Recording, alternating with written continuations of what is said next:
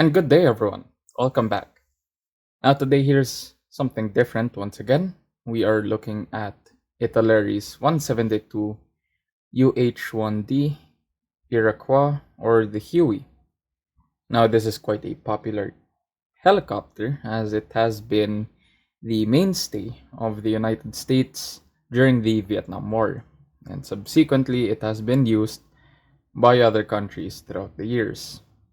Now, as usual, we'd be taking a look at the parts and the sprues and just some feedback along the way. Without further ado, let's get into it. Now, from the get go, when you open the box, you are met with these two sprues in gray plastic. And for the first, you have here the first half of the fuselage and the entire Huey. Then the other parts here, you have the doors to the pilot's area. You have here the seats, the benches. For this sprue, you have here all the parts necessary for the US variant of the Huey. You have an additional rocket pods here and also the machine guns. Now going around here, you can see the tail rotor here, nicely molded, and also the main shaft of the engine, or where the main rotors are attached. Here you have a winch, and this is for the Italian version of the kit, or the outcome of the kit. Other parts go in and around the exterior of the Huey, and on closer inspection you can see that their surface details finely molded onto the fuselage. Now coming around to this sprue, you can see here, this is the next half. It's full interior open, so you would be building the interior itself. And if I'm not mistaken, this would be the interior floor right here. This is where the cockpit area is, where the pilots are. So you have the control panels and sticks and the seats for the pilots right up here. And then the benches and also the compartment here. This would be the top of the interior. Here are the main doors for the Huey, the ones that go here. And you have the engine and also the exhaust. These come in two pieces. You have the main rotor blades right here.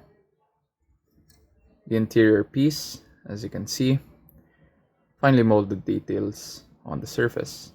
Also the interior right there. You would notice some ejection pin marks that you can easily sand down and get rid of with putty. Then here you have the skids for the base of the Huey.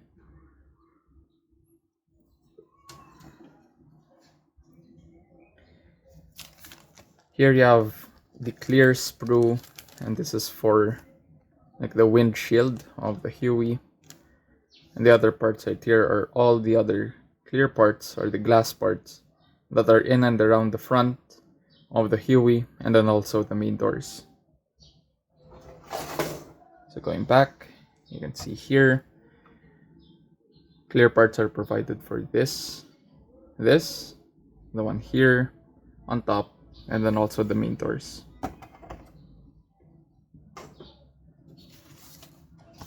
You have the instruction manual. You can see all the parts callouts there. Instructions are fairly simple.